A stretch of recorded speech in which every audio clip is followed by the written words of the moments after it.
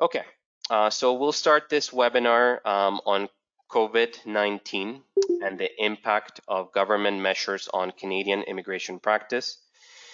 We're obviously living in unprecedented and difficult times, felt around the world. I'm actually right now in Colombia, South America, where we're on a mandatory quarantine countrywide. I know most of you are in Canada, some of you are in the United States, and some people all around the world, which are experiencing this crisis and this disease that's afflicting the whole world. A lot of uncertainty and huge impact on people who practice immigration as we do. The government obviously has been taking reactionary measures to this disease, and a lot of those measures have an impact on our practice. What we want to try to do through this webinar, or Chantal will attempt to do, and I'm sure she'll be able to do it, is unpack some of those measures that the government has been taking and the impact on immigration practice. I wanted to provide you with a link that the organizers of this webinar have put, which is basically lpen.ca/COVID-19. There you will be able to find information, basically all the government directives that have come out. It's being updated as we go, and some news as well. That's the same link where you will be able to eventually find the recording of this webinar. And also, I mean, as I know, a lot of you are self-isolating these days and spending a lot of time at home. We wanted to let you know as well that anyone who's buying passes for LPEN for this year, since you might have a little bit more extra time, there's a possibility that if you buy a pass, you can choose 2 of any of the previous courses that have been taught last year, immigration courses, and that way you'll be able to watch those. They won't count for CPD, but we wanted to give you that extra option. For those of you who have bought passes this year, well, you'll be able to pick 2 as well, and that way you'll, do some learning during this time. I'll introduce our speaker and basically webinar director, who's Chantal Desloges. She's my business and law partner, certified specialist by the Law Society of Ontario in immigration law and refugee law. I know Naveed had a question whether there's a way to mute the sound of people logging in and off. Unfortunately, I don't know how to do that. I think that will stop a little bit once we start, in the next few minutes. Chantal is a managing partner of our firm, which is the Desloges Law Group. She is, in addition to being an expert in immigration, she has been a teacher in a lot of immigration courses, including CPD courses. Regular immigration commentator in CTV and media, recipient of the Queen's Diamond Jubilee Medal, and co-author of the Canadian Immigration and Refugee Law Handbook, and you have the link there. An excellent person to try to unpack all of these measures taken by the government in relation to COVID-19, and I'll let her take over and guide us through this webinar. Go ahead, Chantal. Hey everybody, so good that so many of you could join us today. We're really overwhelmed by the response. We had so many people who were interested in this program today that we had to turn a lot of people away, in fact. So that's why you're hearing that constant beeping in the background, is because we have over 250 people signed up for today's webinar. So hopefully that beep is going to slow down as everybody gets logged in the next few minutes. Let me tell you what the thought was behind putting on this webinar today. What we noticed is that there's a huge amount of information that's changing every day about the government response to COVID-19. And a lot of us subspecialize, right? Like some of us, only do work permits or corporate immigration. Some of us only do refugee. Some of us only do, family-based stuff or study permits. And it seemed like all the different government departments are not really giving a coordinated response. The feds are announcing stuff for the border, the IRB is doing one thing, the federal court's doing another thing, and all of this information is coming at us mostly via listserv, but also from social media. And there didn't seem to be like any one spot to sort of get all of the information about what's going on across all the lines of business. So I thought it was actually Andrew's idea, like, why don't we gather everybody together and just talk about this? And I'm not trying to present myself as like some kind of authority on this subject, but I think if we get enough people together and put our heads together, we can get a pretty good information session going on today. So we'll do like a question and answer thing probably at the end. If anybody has anything really burning, you can put it in the chat box. And from time to time, I might call on specific people who are attending the webinar today to see if they have any extra input. But if you do have comments or you know something that could be helpful to other people, you can just put that in the chat box anytime. And I apologize in advance if my dogs bark while I'm doing this webinar, but I am working from home like most of us, so hopefully that's not going to happen, but you'll understand if it does. So let's start by talking a little bit about the IRB response. Most of you have been getting listserv updates from Marvin Moses, as well as from individual people who had got little bits of info here and there.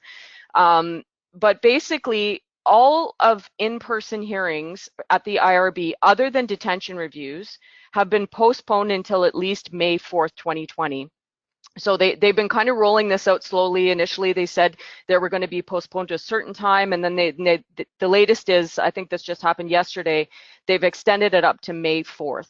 And they're going to be reaching out to people to reschedule their hearings, so it seems like you won't need to do anything proactively to get yourself on the list. They will be reaching out. Now, what they haven't said, but I guess it should be obvious to most of us, is that there's going to be an enormous backlog when they reopen this whole thing. I think the rescheduling is probably going to be quite slow. But the good news is you don't have to do anything proactively to get yourself rescheduled. The registries for the various IRB departments are closed. So you can't walk in and drop off things, or serve and file documents like we used to do. Everything has to be done by either mail, fax, email, or e-post. The RPD has this e-post system where you can log in and post things there.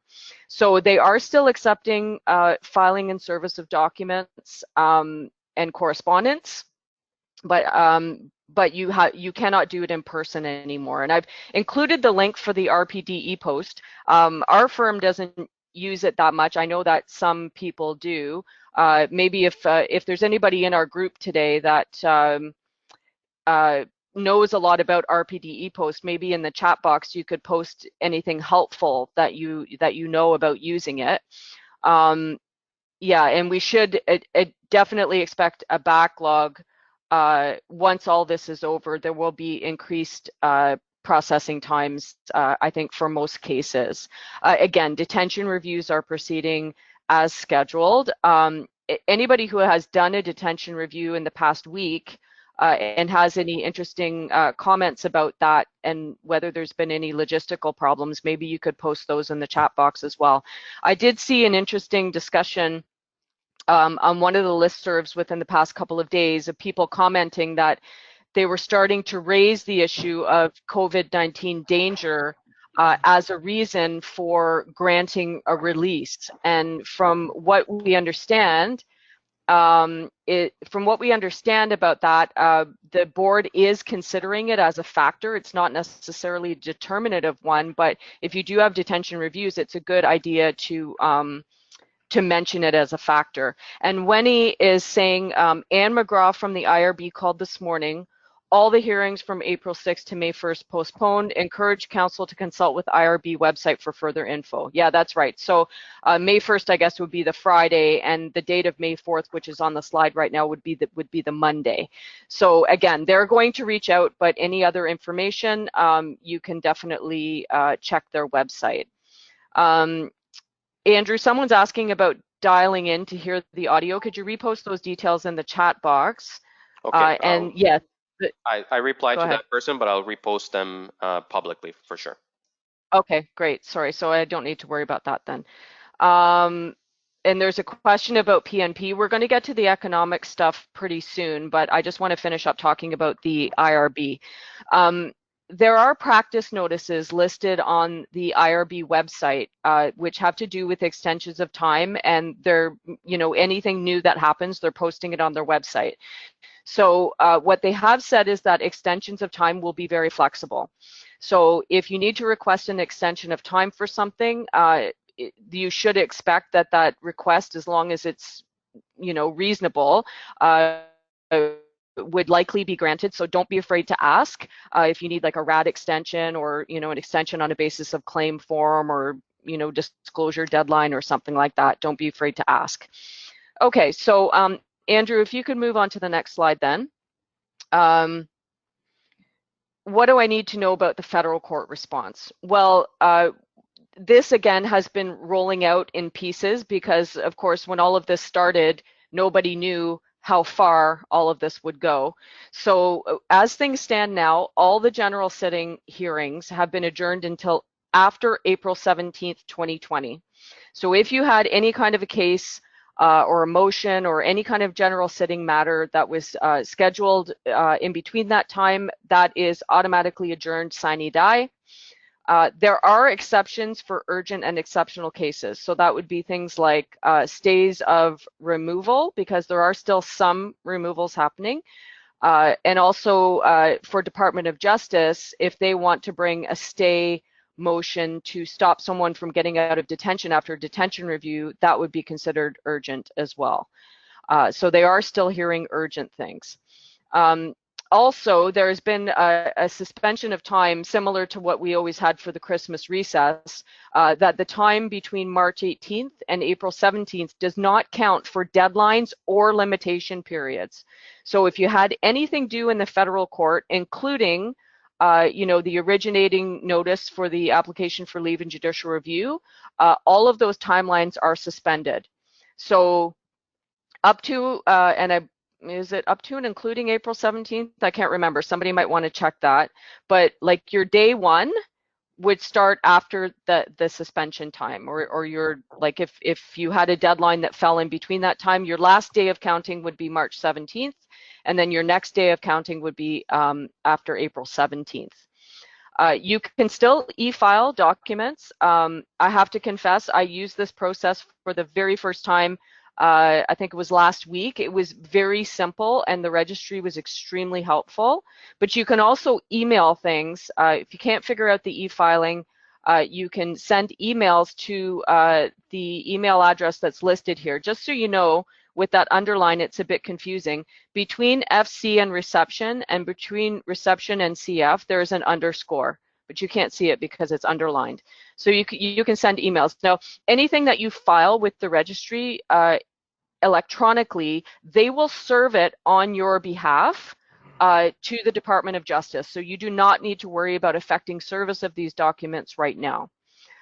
Someone's asking about express entry. We're going to get there a little bit later. Just want to finish talking about federal court.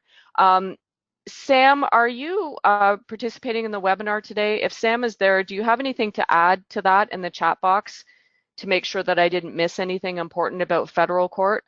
I think I got it all, but if anybody, like Wendy, I know you do a lot of federal court as well, so if anybody can identify anything that I might have missed.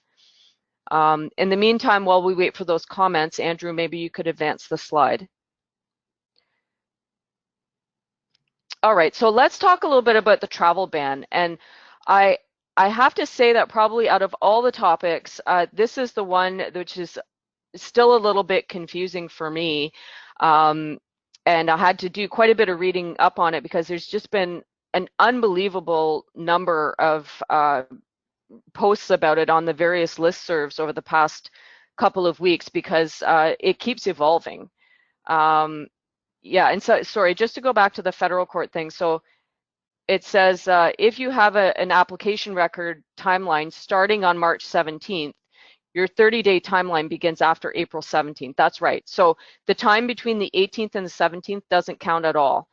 The only thing, Jatine, that you might want to double check is whether those two dates are inclusive or exclusive. So I think what it means is that the 17th to the 17th don't count at all, but your day one might be on April 17th. So I just checked the practice notice about that. And will the federal court continue to serve documents on DOJ after the suspension period ends? I think nobody knows that right now. If everything is still closed, I imagine they will, but nobody really knows what's going to happen between now and then. So I guess we just don't know.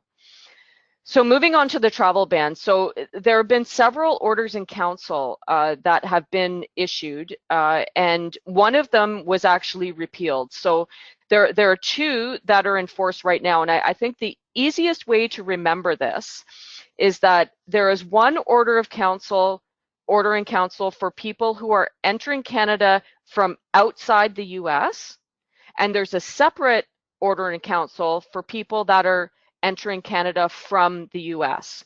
Okay, so anything you may have heard in the past week or so about travel by air or travel by land, that distinction is now abolished because the March 18th order in council has now been retracted or repealed.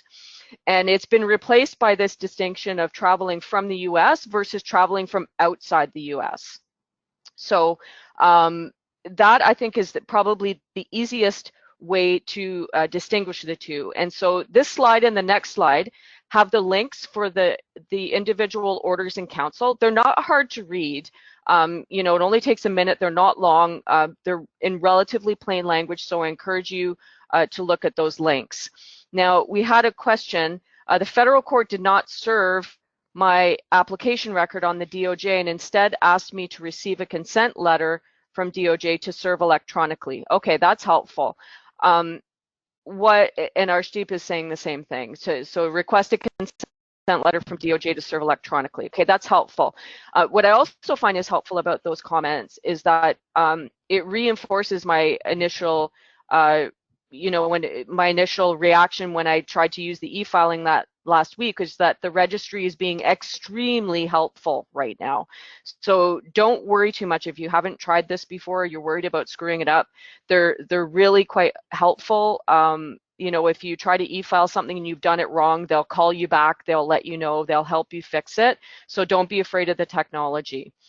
Okay, so the link that you have on the current slide is the order in council for any foreign national entering from other than the United States. So anybody arriving from outside US. So Andrew, on the next slide, you have the order in council for people entering Canada from the United States.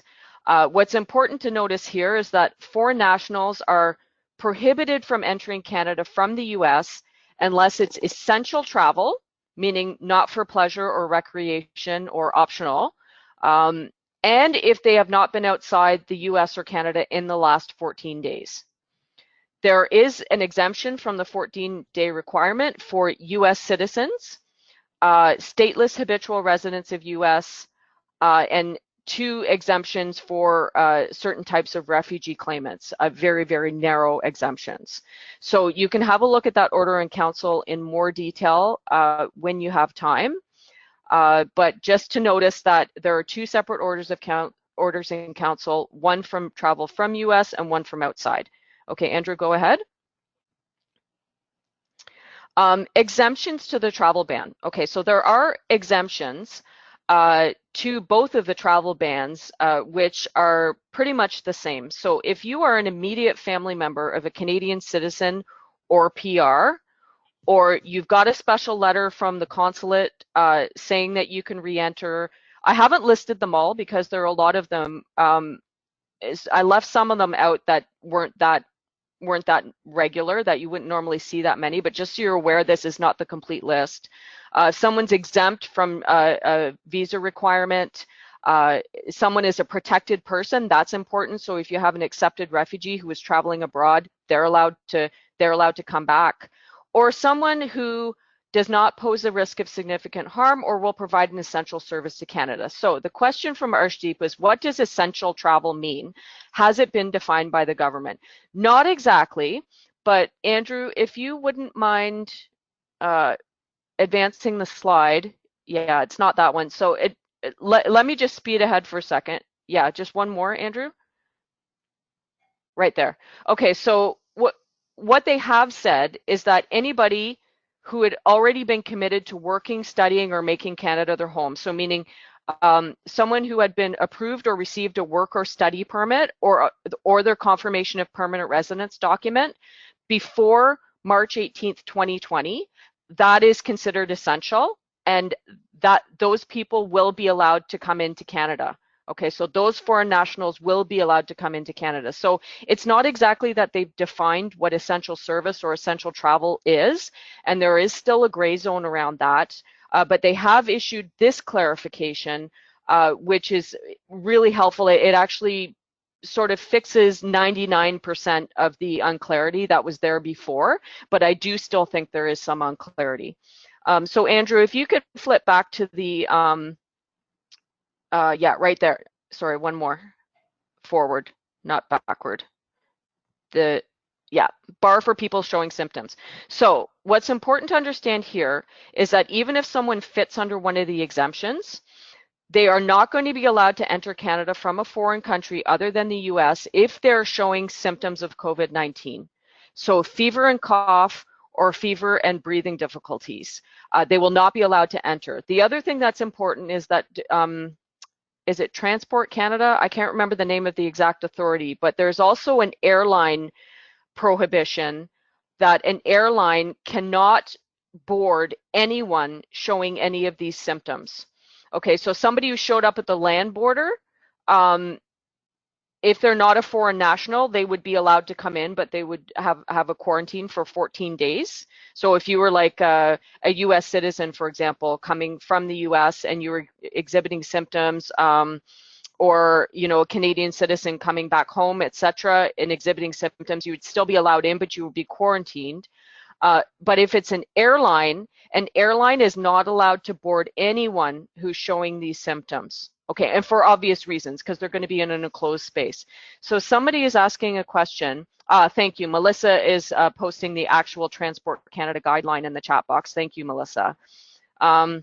Okay, so one question was super visa applicants or visitors.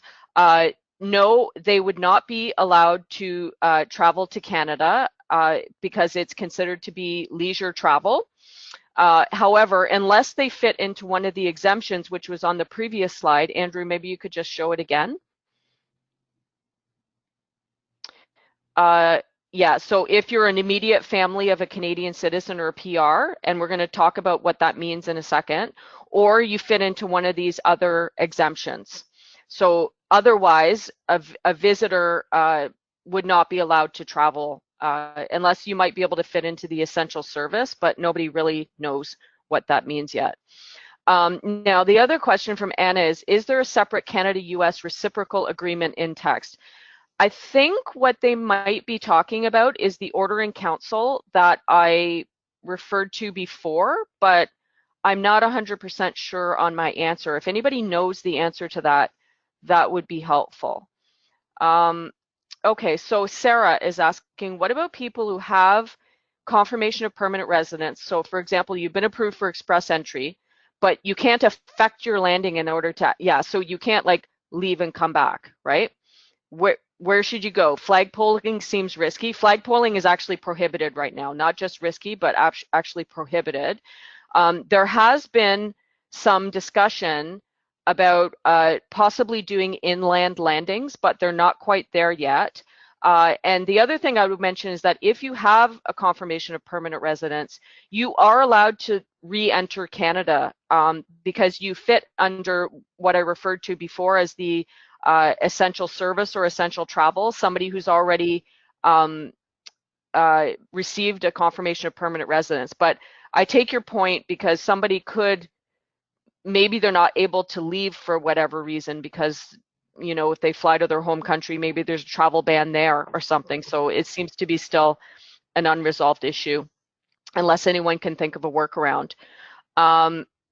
Yeah, immediate family members still need a travel document. Yeah, sure. So none of this exempts people from getting their proper visa. So if you fit under one of those travel ban exemptions, the only thing that means is that you will be allowed to enter if you have the proper document, but you still have to have the document for sure. A person's been approved for a work permit before March 18th. Yes, so there had been some discussion about this on the listserv. Andrew, can you go forward one? No, two. Yeah, right there. So a foreign national who was already committed to working, meaning a temporary foreign worker who either had a valid permit or were approved before March 18th. So to me, that seems like it should apply to someone. And Sarah's asking, do the exemptions apply only to US or from all countries or both? They apply to both. So both orders in council have exemptions which mirror each other. And there are a few more exemptions for US, but basically they apply to both.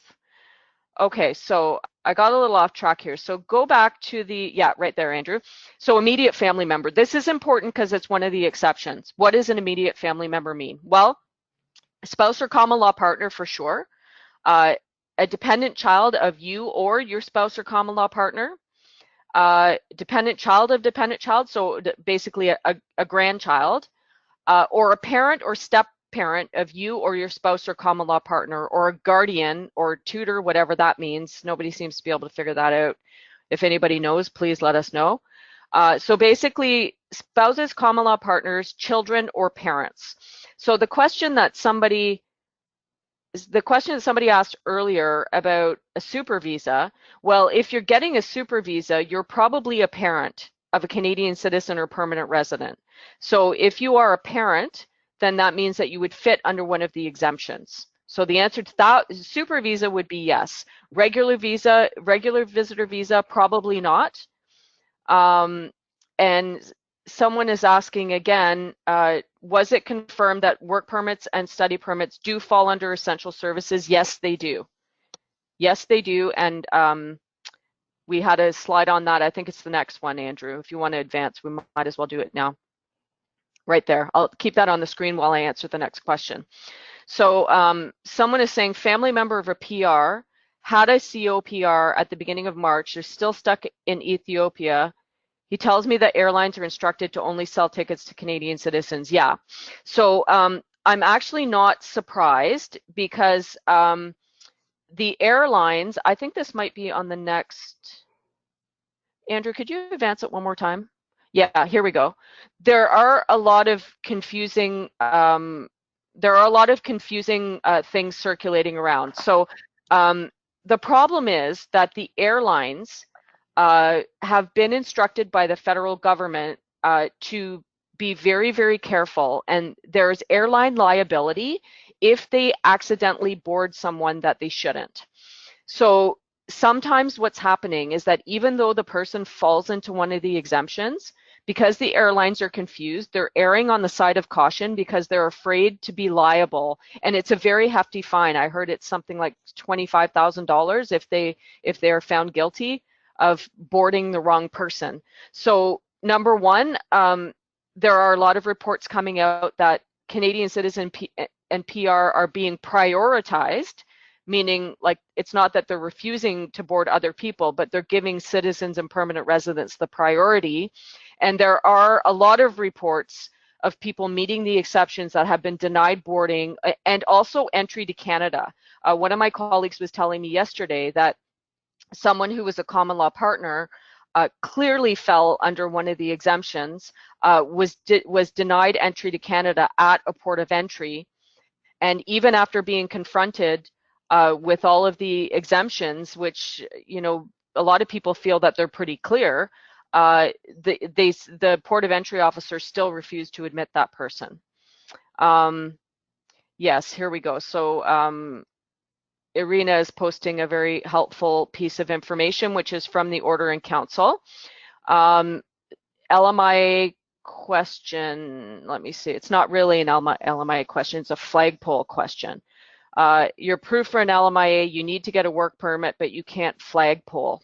Yeah, so I think that's a good question. I'm not sure I know the answer, but if it's possible for them to simply leave the country, go somewhere else and come back again without flagpoling, that might be an idea. And Tim is saying this issue of like who is a tutor. A tutor means the same as a guardian or a caregiver. Okay, that makes sense. All right, so an applicant who has applied for an extension of a postgrad work permit, waiting for the permit since November, removal of flagpoling prohibition would help in getting the work permit at the border. Yeah, you can't get it at the border anymore. That is, well, I mean, not through a flagpole anyway. I mean, flying out and then flying back in, you could. Yeah, and Kathy actually is raising a really important point, is that some of these exemptions have been announced, but they're not actually in force yet. And if you look on the government website, it tells you that. It says, do not actually get on a flight yet. For example, if you're a worker or a student, you know, these exemptions are not fully in force. So you should be very careful, at least until they announce that they are final or brought into force. Let's see. Lots of questions. Any information about a foreign national who could enter the US? Yeah, I don't know about US. Maybe someone else in the group has knowledge about US, but I do not know about US immigration law. Let's see. Okay, so let's advance to the next slide, Andrew, so we can keep it going here. Refugee claimants at the border. So absolutely no longer permitted. There are two very limited exceptions to that rule, and I've attached the link to the order in council underneath that you can look them up. It's basically unaccompanied minors, or a minor who's a US citizen, which, I mean, why would they be claiming refugee status? But I have seen it happen. The important thing here is that this is not only dealing with the irregular border crossers, like the Roxham Road type stuff. This is including people who were exempt from the Safe Third Country Agreement before all of this happened. So even if someone fit under one of the Safe Third Country exemptions, the latest information that came out within the last couple of days, that the Port of Entry is confirming that they are returning those people back to the United States. So this is not only irregular border crossings, this is normally allowable Port of Entry claims as well. If they're coming through the US, they're being turned back. Okay, maybe go forward one more, Andrew. Yeah, so Robin is commenting that if you did decide to leave Canada and come back, if you fit under one of the exemptions, for example, you would be subject to the 14-day self-quarantine. That's correct. Biometrics and VAX are causing people a lot of headaches. Inside Canada biometrics, the ones that are available at Service Canada locations, those have been totally suspended. You cannot get your biometrics done inside Canada right now. And there is an automatic 90-day extension for anybody who has been asked to provide biometrics. Worldwide, many of the VACs are closed, but possibly not all. So you have to look at each individual VAC to see what their local policy is. But as of last night, when Andrew and I did a double check, it seemed like some were still open. So if anybody needed to deal with the VAC, you cannot do it right now. And there's a question about CEC, but maybe if we could just park that until we get there. So if you needed to deal with the VAC, you cannot do so. But extensions are being given very generously right now for all kinds of things, so don't be afraid to ask. Someone's asking about federal court originating documents deadline. Is it suspended? Yes. And it said, I called a registrar last week. So yeah, very recently it was confirmed by the Federal Court Administration Services that the suspension of time to April 17th counts for originating deadlines as well. So your limitation period is also covered. And Lloyd is saying that there are some VACs in China and India that are open at the current time. And Arshdeep, there's not an automatic extension of time for VACs because some of them are open and some of them are closed. So I think if you need an extension of time, you should ask for one. The 90-day extension for biometrics, if the 90-day extensions, I think those are for the, well, yeah, it must be all the biometrics because they wouldn't know whether or not you're doing it in Canada, right? So the biometrics, I believe the 90-day extension would be automatic and you don't need to ask for it. But you know what?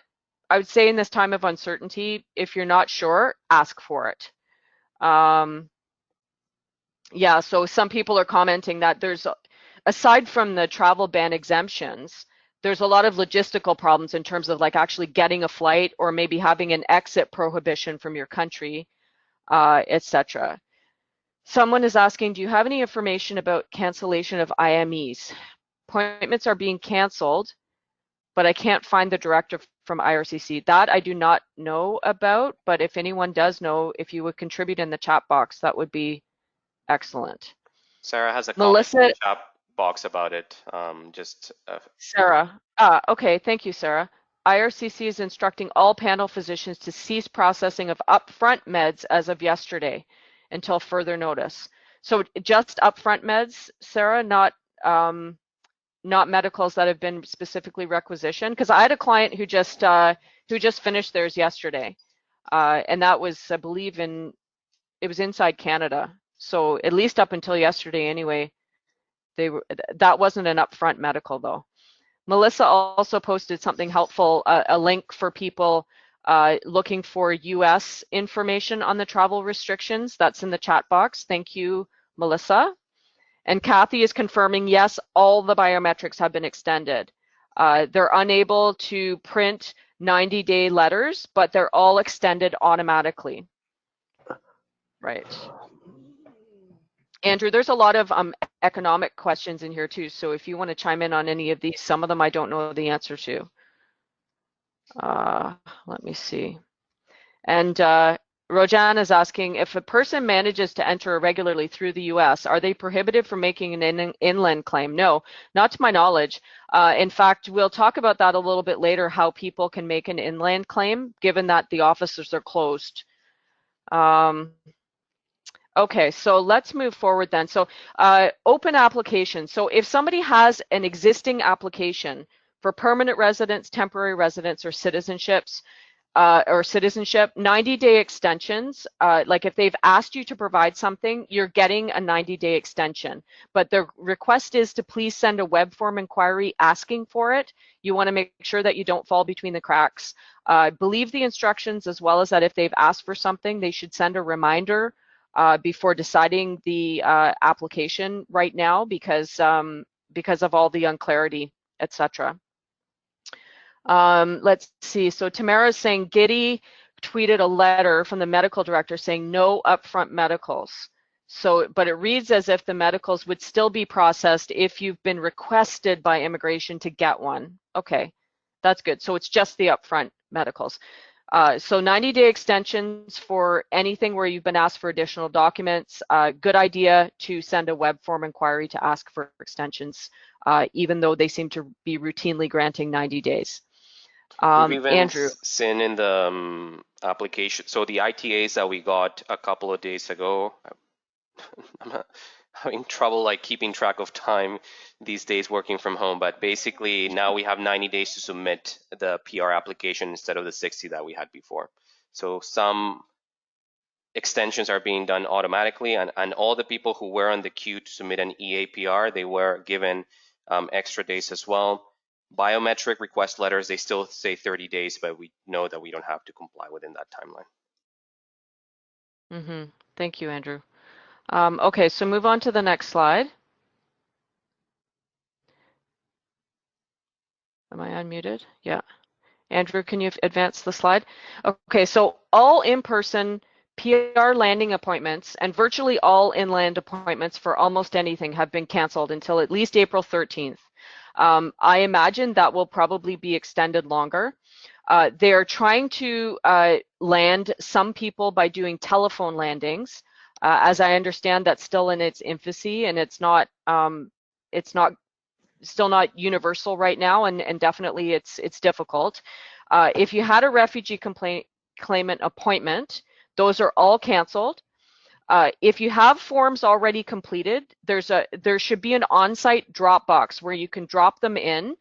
Wherever in your local area would be the right spot to go and lodge an inland claim normally in person. There should be a drop box there. If you haven't yet completed forms, you can send an email to this email address that's listed here. along with a bio page of the passport or other ID if they don't have a passport, and they will get back to you and they will instruct you on the next steps of what your client needs to do. So they are still intaking inland refugee claims. Circling back to your point, Rojan, like if someone managed to sneak across the border anyway, even though they're not supposed to right now, once they're inside Canada, I mean, I don't think there's anything the government can do about it. Once they're here, they have constitutional rights. So they should be allowed to make a refugee claim inland. I don't see any problem with that. And citizenship ceremonies and tests as well, canceled until further notice. And what about photos for refugee claims? Can they have an exemption if they can't get the pictures done? I haven't heard anything about that, but they're not having the interviews right now. So if you're talking about when you drop off the forms, yeah, I would just not provide the photos. I mean, everybody knows that you can't get them done right now anyway, so I can't imagine them giving a hard time about that. But I guess like the problem is that as they're making these announcements, there's a million little things that normally they would have all the time in the world to think about this stuff, but they just don't have time right now. So all these questions and things that we're coming up with, like all these questions, they just can't keep up with that volume. So I think for the foreseeable future, we're going to have to guess a little bit. But my point is always err on the side of caution. If you need more time, ask for more time, even if you think you don't need to. And if you're not providing something or are unable to provide something because of the current situation, file your stuff, whatever you're able to, and provide an explanation as to why you can't give that particular document or item. Andrew, if you can move forward.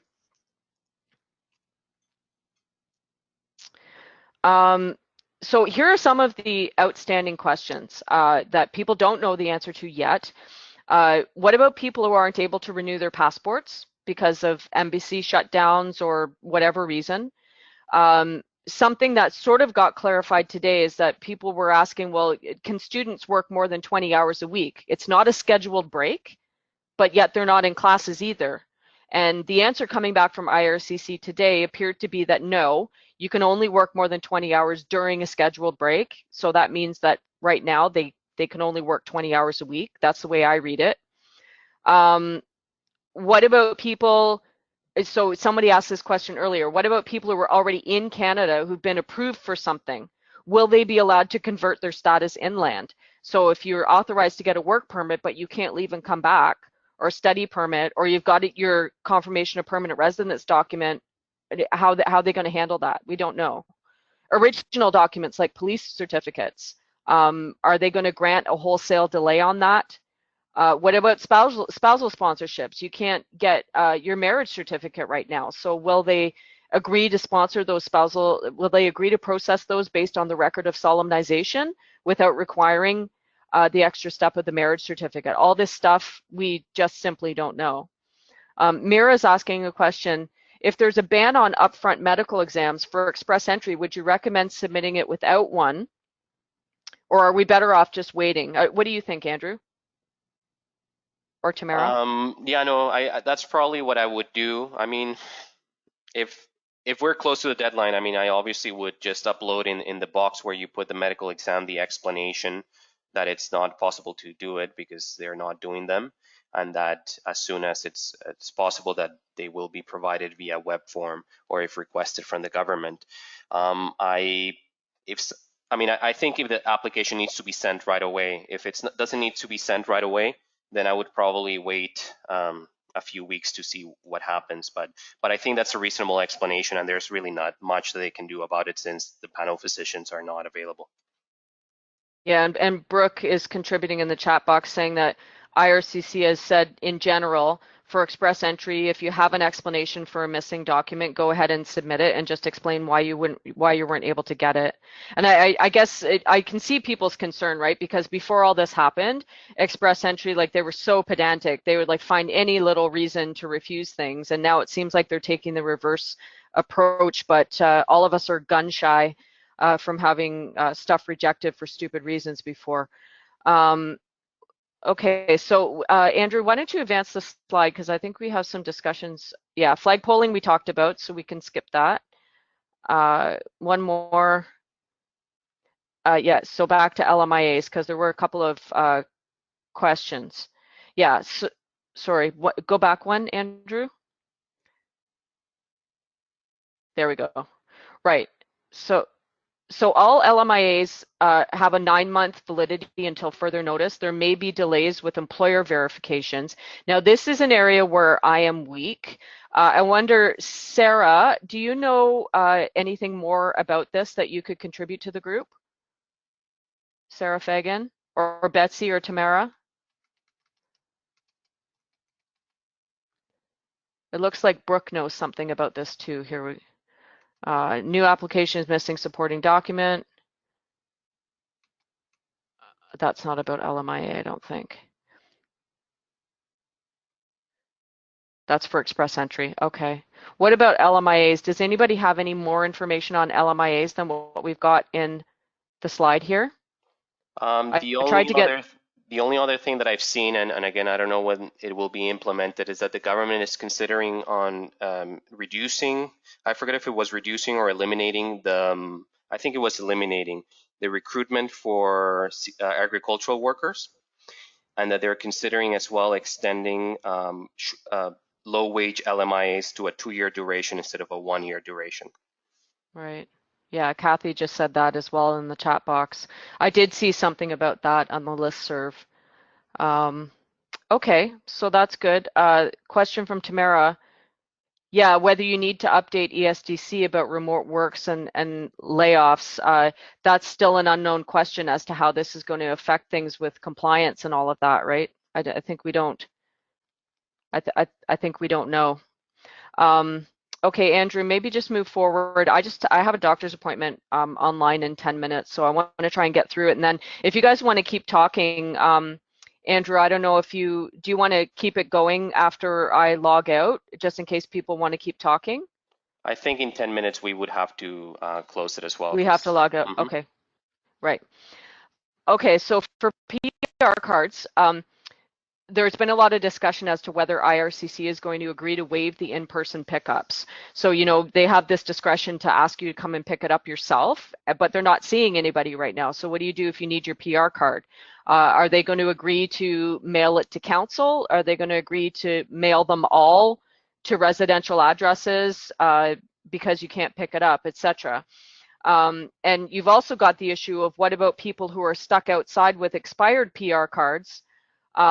And these people are going to have to apply for permanent resident travel documents. There's been no exemption issued for people like this in order to waive that requirement in any way. And as you know, PR travel documents sometimes take a while. So people are risking being stuck abroad for longer than they expected if they don't have a PR card. Move forward one, Andrew. CBSA response. So I just about threw a party when they suspended removals for 3 weeks. That happened on March 17th. I had a couple of clients directly affected, which was great. We don't know what's going to happen after 3 weeks is up. I suspect that international travel is going to continue to be seriously disrupted for the foreseeable future, but it might end up going to a case by case. So right now, the only exception to the removal suspension is serious criminality, in which case on a situational basis, they could still remove people despite the 3-week suspension. With regard to CBSA appointments, doesn't appear to be any national policy. It seems to be on a case-by-case basis. I would say if your client does have an appointment that is scheduled during this time, contact CBSA and just confirm if the person is still expected to report. The only email address that I have is the one for the Greater Toronto Enforcement Centre. You can send inquiries to this particular email address that I've listed, but the other regions, I don't know what's the best way to contact them. The detention centers are restricted access right now, no visits except by counsel and interpreters. And yeah, so I don't know what's going to happen after the 3-week suspension is up. We're still waiting for information, but they seem to be the lone holdout. Like after everybody else was canceling their appointments, they still refused to cancel theirs. There were removals happening right up until the last minute. So I would just say that if there was a reporting appointment or any other kind of appointment, don't just assume that your client can skip it. I would double check just to be sure. And someone is saying in Saskatchewan, they got an email from Inland CBSA telling your client not to report in person, only via phone or email. Okay, that's very helpful. So that's the practice in Saskatchewan. So we have a few minutes left. I know I had to skip over a lot of the questions because there were just so many questions and comments coming in. I couldn't get to all of them. So if we didn't answer your question, can you just repost it to see, just make sure we didn't miss it? So Melissa is saying on compliance issue, I would advise employers to be very cautious. There's leniency today on layoffs, but it might not continue when you have a higher level of unemployment in the country post-COVID. Yeah, I totally agree with you. I have a feeling as well, Melissa, that this may be the reason why they're being so uptight about the students being able to work more than 20 hours a week right now. I have a feeling it may have to do with labor market. Let me see. So question about somebody who can't leave Canada because the airport in this country is closed. Will they be understanding for an extension being sought? Yeah. So I don't know if there's been an official pronouncement on this yet, but my feeling is that anybody who's inside Canada who was supposed to leave and cannot, that's a perfect situation to just file an online request for an extension of status. I cannot imagine them saying no to that. And even at the end of the day, if they did, you still got implied status for enough time to probably get this sorted out. And Tamara is mentioning that there's a lot of information on Twitter. If you're not following IRCC and CBSA on Twitter, you should be. And you can also tweet questions to them, and more often than not, they will answer you. And then is it Yusuke is asking about layoffs. I think what Melissa is saying is that there's some leniency right now, but you probably shouldn't expect that to continue after this is over. Yeah, so on the compliance side, that's a good question. Paula is asking if somebody's on an LMIA exempt work permit and they're getting laid off, is there any obligation to let the government know that? Andrew, what do you think? It's a tough one, and we've been dealing with that, and people who have offers for PNP programs and for EE that have arranged employment. Most of them who have called me, they have temporary layoffs, and I think at this point, we're not really doing anything because I mean the intention is still there to like rehire them once the employer reopens. So and I think everyone is on the same boat. If they've been specifically laid off and other people haven't, then I think it's a little bit of a different situation. But I mean, I think this is really gonna change the landscape of when it comes to reporting and when it comes to like what constitutes arranged employment and all of that. And I think at the end of the day, if the employment is still, I mean, genuine, and if the offer is still there, and the only reason they can't go to work is because their place is shut down, I mean, I don't think anyone is infringing on the rules, right? Yeah, yeah, so much that we don't know. Someone's saying that KPIC is going to meet with the STC this week and get more details, and they're asking, please don't call them. That's typical. Are they considering making an exemption for people that could not complete the 12 months within the validity of their work permit? I don't know what that means. Andrew, do you know what that question I means? think probably what they mean is, for instance, for a Canadian experience class applicant, we need the 12 months of experience, and if they couldn't go to work for, let's say, 1 month because of COVID, would they still be allowed to apply under the program? It'll be interesting to see what happens there. We don't know. Yeah, like maybe they'll do some form of recapture or something like that. I mean, I can't imagine them saying no to that. I mean, it's nobody's fault. And then Emma is saying, does no biometrics mean no decisions on applications? I think that's exactly what that Yeah, means. I If believe you that's the can't case. complete your biometrics, you're going to have to wait until all this is over to move your matter forward. And then another one from Mark. If a student was in Canada and they can continue their studies online during COVID-19 and still maintain their postgraduate work permit eligibility. So that's a good question for you, Andrew. Like people who are studying remotely right now, do you think that would count as a period of study towards PGWP? I would imagine it does. Yeah. Yeah, again, still a lot of gray areas, but what we've seen so far in general, and I And guess maybe this Tamara can, added something that's true. I believe that IRCC has tweeted about that as well in terms of like okay, yes, they distance can. Okay. distance studies as part of school closures.